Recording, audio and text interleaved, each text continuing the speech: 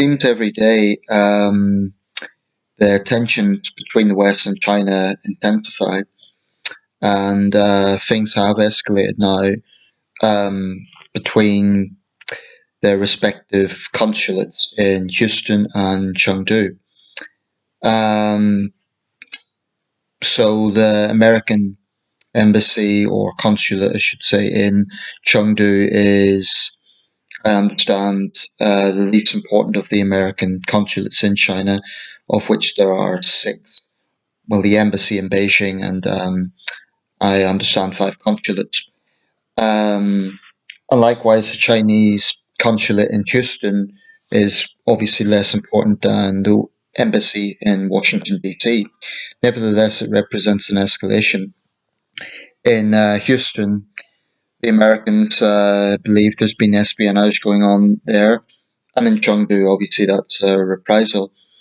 This really does have echoes of the Cold War, that is to say, the Soviet West Cold War. Um, and as with that situation, it's also localized between Britain and China. Mike Pompeo was here a few days ago, and he met backbench MPs. I understand the China Research Group, which some saw as a snub to Number 10. I'm not sure that it was. Maybe Pompeo shouldn't have met them first, i.e., before the Prime Minister. But I have to say I'm encouraged by Pompeo's tough stance, and this is why. Even now, there are people who will consider a more hardline stance to be jingoistic, and not say, "Oh, it's just China bashing," or it's to deflect from domestic problems. The fact that the United States, for example, has soaring coronavirus cases. But as Secretary of State, I believe that Pompeo is being assertive. And he's not just talking about American interests. He has been very vocal about the persecution of the Uyghurs. I'm just going to say, I like Mike Pompeo. I think right now we need a tough voice in the West that is assertive about China. And frankly, I would like to see more Western leaders use the sort of rhetoric that Pompeo was using. I say Pompeo because I think Trump hasn't been entirely consistent. For example, Donald Trump actually said that the camps in Xinjiang are that they sounded like a good idea. So I don't think that Trump can be held up as some sort of great leader of the free world when it comes to human rights in China. I don't think he's been consistent at all. I think Trump's a disaster. Unfortunately, Joe Biden is not coming across as a particularly strong leader on China either. Today he came out and said that it's wrong to blame China for coronavirus because many Americans can't tell Asians apart. Now, it's one thing saying that there is racist sentiments among the American population, and there may well be.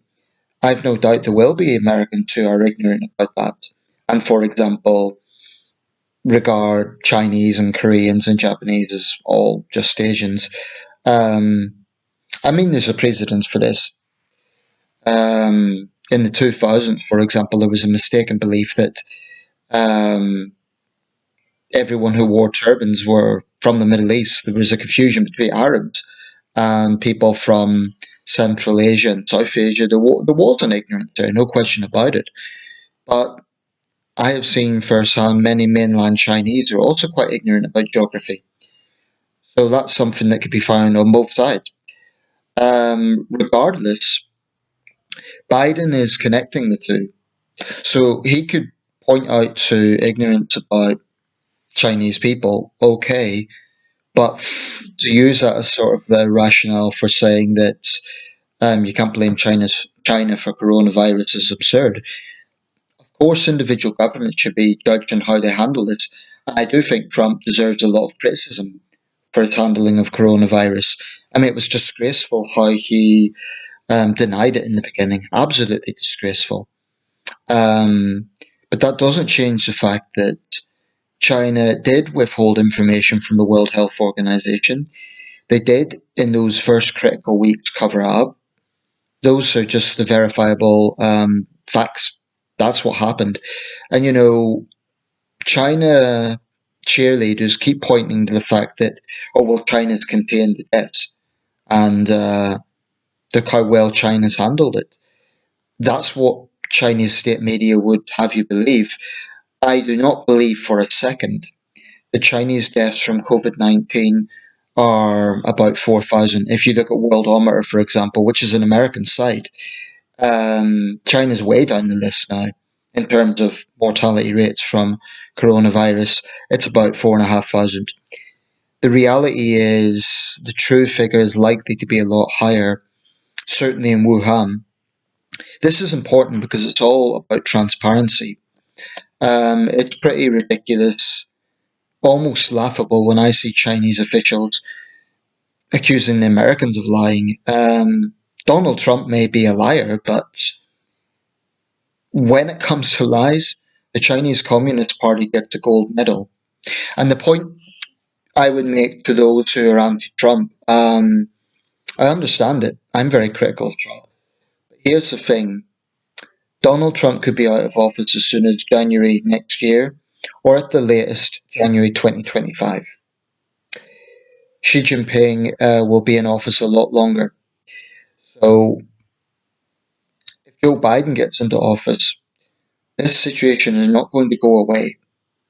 And it's bigger than any one president. So there needs to be American leadership. I think there needs to be leadership in all the Five Eyes nations. And I would be very sort of positive about extending Five Eyes. For example, there's been overtures from Tokyo, Japan, to join Five Eyes, maybe make it Six Eyes. Some would interpret that as encircling China.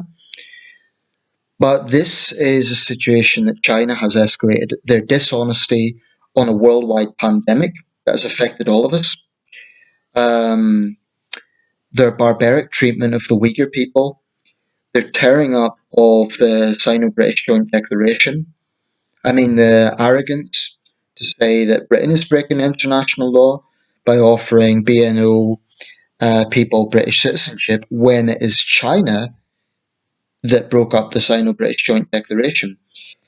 I take no pleasure from any of this. I really, really don't, because I still have a lot of Chinese contacts. Ideally, I'd like us to have good relations with China. But I also feel that we simply cannot continue on the path that we've been going on. It's a bit like with Russia as well. Putin apologists say, "Oh, it's the West being hostile," but Putin has been in office for 20 years, and in that time things have only got worse. So you either blame 4 or 5 British prime ministers, 4 or 5 American presidents, or you look at Putin and think maybe there is something there in the deterioration of relations. The whole argument about China's internal affairs is phony. And this needs to be very clearly understood because it's something that Beijing keeps putting out there to sort of imply that the escalation in tensions is because the West keeps interfering in their internal affairs. But the reality is, it is China that has been trying to undermine Western democracies. And an example of this is their underhand tactics on campuses. I've mentioned before how Chinese students are often heavily influenced by the rhetoric coming from Beijing and the sort of overt, very pompous nationalism that China promotes overseas. And there's many examples of this. Um, we can see actually an increasing confidence that comes with the insults that didn't actually exist, in my opinion, 10 years ago. I mean, 10 years ago, under Hu Jintao, certainly there was, I don't think the relationship between China and the West could have been described as rosy, but it was certainly better. One reason was because China was less belligerent I mean, yes, there was the human rights issues. Yes, there was different political systems, and yes, there was a degree of nationalism. But it has definitely escalated under Xi Jinping. So, for example, 10 years ago, I think you would have seen hostile rhetoric about the West in Chinese language publications, but Chinese diplomats would have been diplomatic. They would have been pretty polite, and they would have been diplomatic, as it implies. But recently, what we've seen is a so-called wolf warrior diplomacy. Those who say Mike Pompeo is a hawk are totally ignoring the hawkishness coming from Beijing. The fact that for the last, let's say, 3 to 5 years at least, um, Chinese diplomats have been pretty disrespectful, actually, and pretty hawkish in the rhetoric. And this extends to Chinese publications, state publications. An obvious example of this is when Global Times described Australia as chewing gum on our shoes. When asked about this by Australian media, the editor in chief of Global Times, or rather the editor responsible for that rhetoric, laughed about it. He actually laughed about it. Now, this is how China regards Australia. Um, as far as I'm concerned, if that's the attitude China takes to Australia, you could be absolutely sure they would hold the same contempt to New Zealand, to Canada, to the United Kingdom, to France, to pretty much every Western country that in any way challenges them. I don't think that the West is still entirely woken up to the reality of this, because for years the Western policy wasn't hawkish. It wasn't let's get tough on China. It was let's go softly with China. Let's try and integrate them into a globalized world. Let's try and trade with them. And there's mutual trade on both sides, but there's no question about it. There is a great deal of reliance on our side, and that's really contentious. I really think that we are now in a situation where the only choice we have is a hardline one. If, as an example, we go down a similar path to the Americans and get to a point of diplomatic expulsions, let's say, for example, Liu Xiaoming is expelled, it will be a situation that China has put on us with the utter contempt for not just for mutually respectful relations, because they haven't been respectful, but for a sort of complacency. I mean, Chinese state media, even as far back as the London Olympics, they were saying, how can, you see this in so-called soft power, so sports, for example. When Britain was doing well in the Olympics, when we were getting lots of medals, Chinese state mouthpieces were saying, how can a small country with a separatist problem, referring to the Scottish issue, do so well in the Olympics? Actually, this may have been the Rio de Janeiro Olympics. So there is a contempt there. This is not mutually respectful. And of course, they were clever enough to, when they had the last state visit in 2015, to be polite, to praise us on some level. Oh, Britain, it's a great country. It's the world's first industrialized country. But I think what people really, really need to understand about the Chinese Communist Party, and anyone who's had a basic, look at Chinese history will see this, is that dishonesty is deemed to be okay if it means saving face. The only thing the CCP cares about is power. I mean, this is a regime that's lied to Chinese people for 71 years. So should anyone really, really be surprised that they would lie through their teeth to foreigners?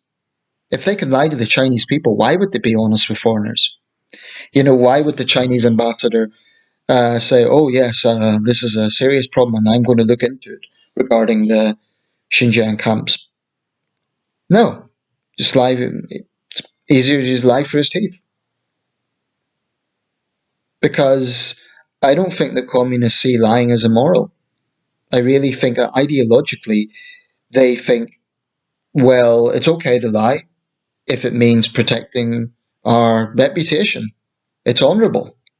I believe that's actually an ideological viewpoint that they have. But what really I find hard to stomach is China apologists. And although I'm very cynical about Donald Trump, I'm not overly confident about Joe Biden in terms of his approach to China. I think Joe Biden's making this dangerous conflation between criticism of the CCP and xenophobia. There is some xenophobia. There has, for example, been racist attacks on Chinese nationals due to COVID, and that's wrong, completely wrong. And it is also very important that we remember that not all Chinese are the same. Not all Chinese are blind, subservient supporters of the CCP. I know of mainlanders who have been very critical of the CCP, and they have spoken out, and it's very clear they don't want to be associated with that. Unfortunately, they would appear to be, I don't want to say in a minority because I think there's a lot of people that aren't entirely upfront about what they really think. But unfortunately, I think it is a minority who are willing to openly speak out. I think a lot of Chinese will say, well, we don't support the CCP, but we're pro China because they feel a sort of nationalistic sense of duty. So when they see foreigners criticising Beijing, they feel a duty to defend Beijing, even though they may not necessarily love the CCP. And it's almost like a Confucian sense of paternal duty, like, oh well, the C. I mean, I've had this discussion with Chinese, mainland Chinese. They'll say things like, oh well, we don't agree with everything the CCP does, but they're like our parents. We trust their judgment. I've seen that mentality, and it explains a lot actually. But there are unfortunately still a lot of people in the West, mostly on the left, few on the right, but mostly on the left, who still think that taking a more hardline line with China equates to China bashing. It's not China bashing. It's being assertive about the nature of the CCP and the fact that we simply cannot trust this regime. I think we just need to drop the facade and the niceties. Australia's former Prime Minister Kevin Rudd um, has advocated a sort of approach whereby it's not necessarily Trumpian bombast, but he did say in an editorial recently, I forget the publication, but he said that Europeans basically need to be a bit more vocal about this. And I think he's absolutely right. I think European governments, the British government, the French government, the German government, have all been far, far too cautious in their language. This needs to change. I take the view, for example, if China insults us, we need to throw insults straight back. It may sound petulant, but I think it's about sending out a message. So when China calls our friends and allies in Australia chewing gum on their shoe, we need to be vocally backing our allies. This is not something we can do alone. Some people will say, for example, getting rid of Huawei was just caving into American pressure. Well, there was American pressure there, but I think that's incredibly short-sighted to think, oh, well, we're only doing it because of American pressure. We're doing it, or we've done it because it was the right thing to do, with or without American pressure. So I'm very frustrated by those who are still so naive that they think we can just negotiate with the Chinese and, oh, if we just go easily, then, there'll be no threat or everything will be fine. They really don't understand the nature of this regime. Put plainly, I think the CCP wants nothing less than global hegemony. It's very possible that within the next 10 years, the Chinese economy will overtake the American economy. Therefore, by definition, it will be the most powerful country in the world. And under the CCP, that really, really, really has grave consequences for the rest of us. Because if China has global hegemony, it can control the internet.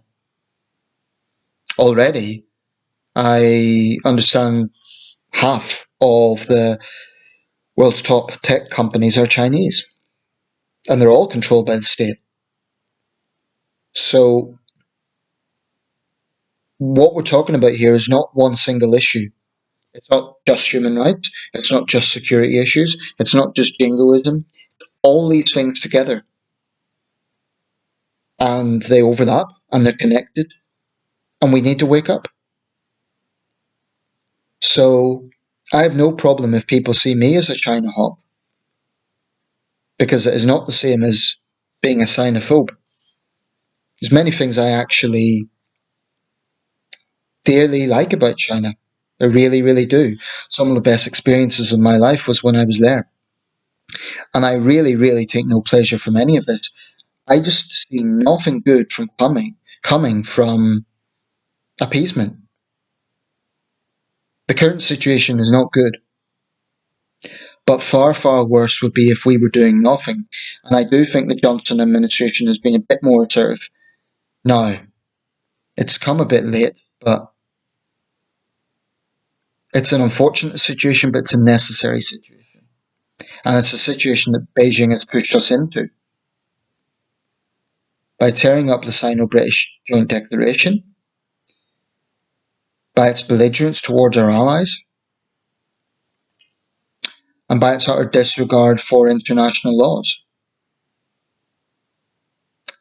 So, yeah, that's the situation we're in. And I have a feeling it might be even more complex than the last Cold War because of the addition of the internet and social media and cyberspace. That's my thoughts.